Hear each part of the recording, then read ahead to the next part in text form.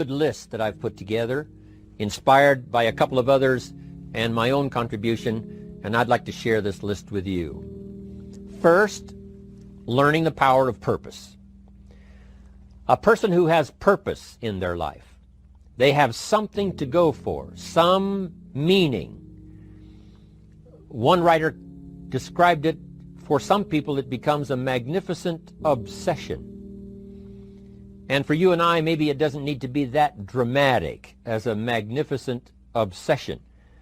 But it has to be something that does something to us, something that pulls us, especially into the future. You know, there are many influences on us. One is the influence of the past. Some people are always pulled back by the past. Some people are always pulled aside by the distractions. But here's what's powerful. If you have a list of high purpose in your life, it pulls you toward the future. And the more powerful the purpose is, the stronger it pulls. And here's the other great advantage if you have purpose for the future. It pulls you through all kinds of challenges and all kinds of difficulties. If you don't have these strong purposes for the future, it's easy to get swallowed by a bad day. It's easy to be almost annihilated by a poor month. And it's easy sometimes to almost disappear beneath the waves of a year that goes backwards if you don't have something to pull you beyond that year. So if you want something to pull you through all kinds of challenges, all kinds of difficulties and things that come at you, you got to have something on out there, beyond today, beyond next week, beyond next month, beyond this year, that pulls you into the future. And the clearer it is, the stronger it pulls. The more dynamic it is, the more it affects your life, your spirit, your heart, your soul. It also creates imagination. It gets your mind working on how to achieve that purpose. And if your mind will work, and if your heart works, and if your spirit works, and if you have good input, like good ideas, I'm telling you, there isn't anything you can't accomplish. So that's one of the great powers that'll make a variable of you, and that is purpose. Here's the next one, self-confidence. Where does self-confidence come from? And this is the best advice I can give you on that. Not neglecting, first of all, the small daily disciplines. Self-confidence really comes from feeling good about yourself. And one of the best ways to feel good about yourself is at the end of the day to know that you poured it on. You did your best. If you conducted a meeting, you did the best you could. If you made a phone call, it was the best phone call you could possibly make. If you wrote a letter, it wasn't a casual letter, it was your best letter. At the end of those kind of days, when you feel good about yourself, self-confidence starts to rise. You know that if you can have this kind of a good day, you can have another one the next day, and those days become the weeks become the months, and the month becomes a powerful year. Self-confidence comes from the lack of neglect.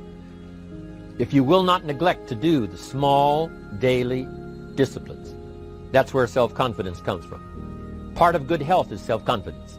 I know I'm going to be healthy. I take the Herbalife products. I eat the apple a day. I walk around the block. I do the jogging on the beach.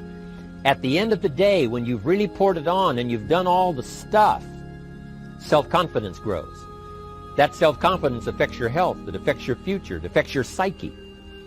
So this is true. One of the great powers is self-confidence. Self-confidence means willingness to do whatever it takes to achieve. Some people say, well, I'll do it for a little while and see what happens. You know, I'll try a couple of things. If that doesn't work, I'm out of here. And all of us know that that kind of person doesn't have much of a future. But if you're willing to do whatever it takes, if I have to learn a couple of things, I will learn those things. If I got to learn 5 or 6 things, I'll learn all 6.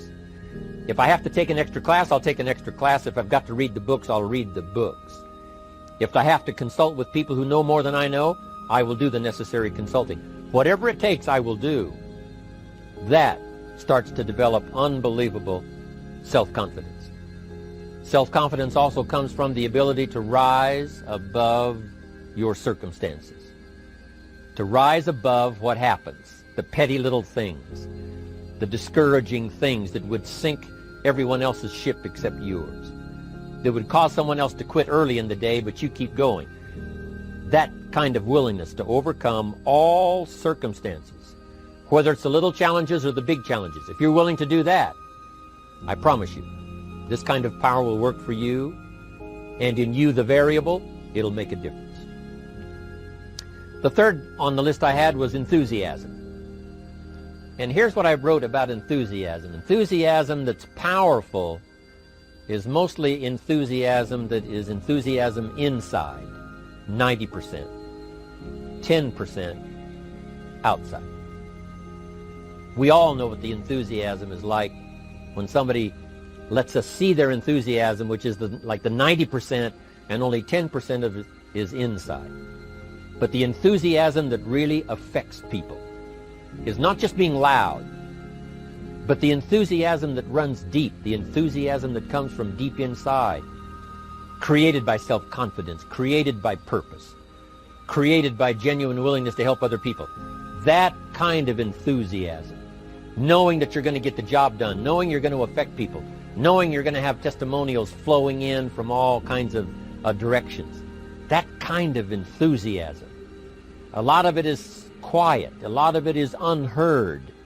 And the 10% that's heard, it rings a bell.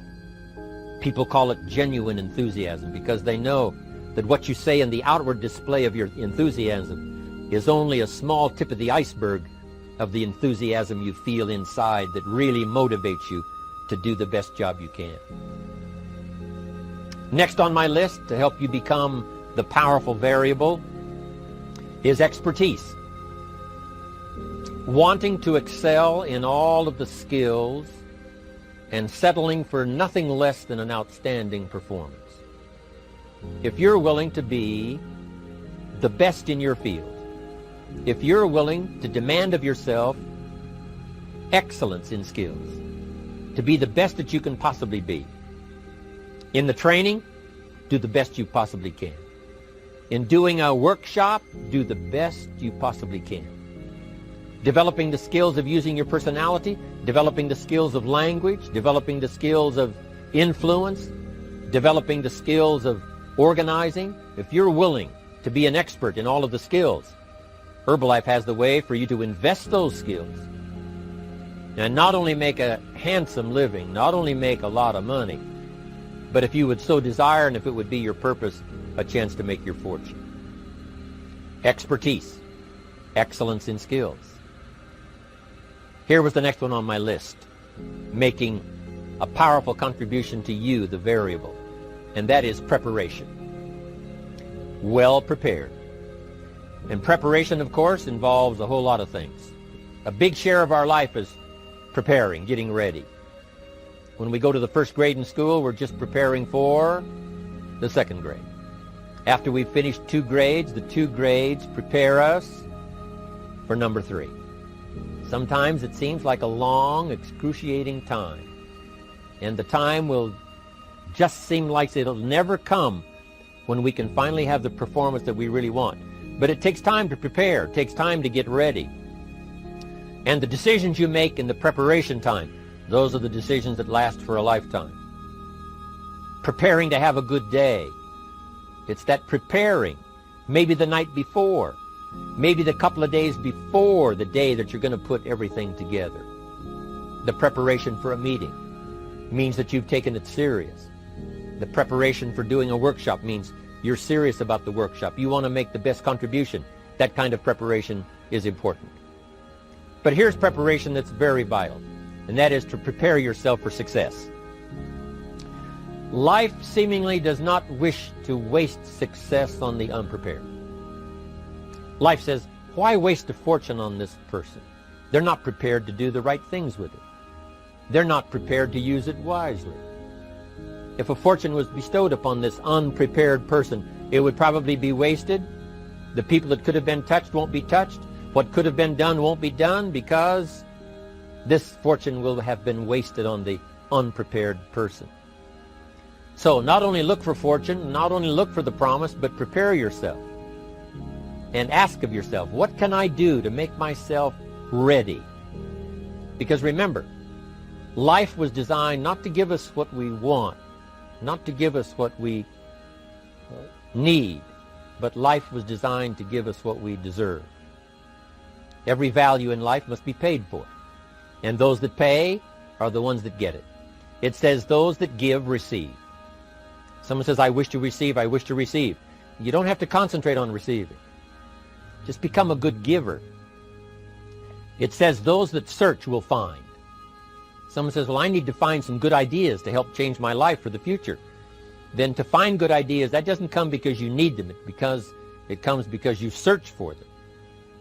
If you want good ideas, you got to go after them. You got to go to the class, you got to go to the workshop, you got to go to the training, go to the book, right? You got to go to the journal, right? Go where good ideas are being taught. Go searching, go looking, because good ideas are not going to be wasted on those that are not seeking, searching, well prepared.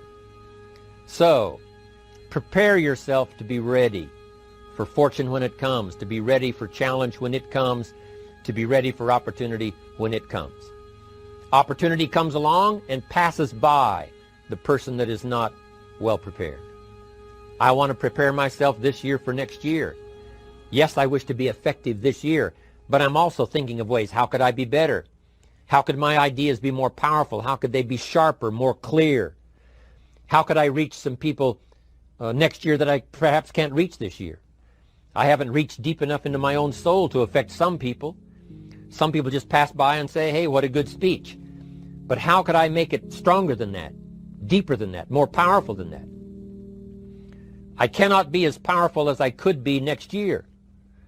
You know, you can't go to the 10th grade in the 5th grade. You just got to go through the grades. But the more you are prepared, when the 10th grade finally comes, now you can cash in and get 2 times, 3 times, 5 times more value from it by being prepared. I want to do my best this year for Herbalife, but I also want to get ready for next year, 1999. And then when the year 2000 comes at the turn of the century, I want to be well equipped by language, by instinct, by temperament, by personality, by influence, to really be valuable the year 2000, 2001, 2, 3, 4, 5. That's my goal. I'm sure it's your goal. Now here's the next one. There's great power in self-reliance. Self-reliance means you simply look mostly to yourself. It would be nice if someone just gave you this, gave you this, gave you this. It would be nice if everyone did their job exactly as they're supposed to do it. But here's what you've got to do. Primarily rely on yourself. Primarily say, I'm the person responsible. And I will learn the necessary skills so that I can help people learn their skills. If I need lots of people to do certain things to build my organization, that is what I must have. But I've got to be the final backstop. I've got to be the final one that people can rely on. So that if this is missed and this is missed, I can catch up. I can fill the gap. I can do the job. We have to do it when we conduct meetings. We have to do it when we conduct training. We have to do it when we're in a class of just a few. What someone might have missed, we're there to fill in. Self-reliance. Primarily, we're learning to count on yourself. So that you can do this, never complain and never explain. Here's the next key power, and that's image. There's many parts to image. The image that others see you as, the image you have with other people. And it's very important how other people see you. If they don't see you as a leader, chances are they won't pay attention. If they don't see you as being in control, chances are they won't have the trust. If they don't see you as knowing where you're going, what you want to accomplish, they probably won't follow. But if people can see you, if you have the image of someone that's in charge, in control of your life, your future, your destiny, in control of the situation, if they see that, that kind of image is powerful. It helps to win the day. It attracts other people. People want to be around people that are in control, that are powerful, but they know how to use their power. Influential, but they know how to use their influence. That kind of image is important. But here's a very important image, and that is your image of your self. The way you dress, the way you talk, the way you think, your capacity for learning, all of that is an important image that you have of yourself. The image that you have that if it needs to be learned, you could learn it. If there's a book that needs to be mastered, you could master it. If there's a skill that needs to be learned, why couldn't you get busy now and learn that skill? That kind of self-image, that I am continually trying my best to be the best I can. Because one of the most important places you have to look is into the future, yes. You've got to look into the past, yes. You've got to look around, yes. But one of the most important places you have to look is in the mirror. You know, how I appear to other people, that's important. But how I appear to myself is the ultimate importance. That kind of image, to where you'll develop the self-confidence, you'll develop the self-reliance. Now here's another one in my rather short list. The next word is character. Becoming a person of high values, a person of principles, a person of honesty, a person that earns respect. That kind of character. It took character when Mark started to put the marketing system together. How can we have a system that will build in the integrity, that people will know that if this happens, then this will happen. And if this goes wrong, here's the way to fix it. Unless you have the principles and the character and the integrity to put together a viable plan for a wide variety of people, then the system is not going to last very long. And I've been around long enough, and I'm sure you have been around long enough to see a lot of systems that got started, but they failed.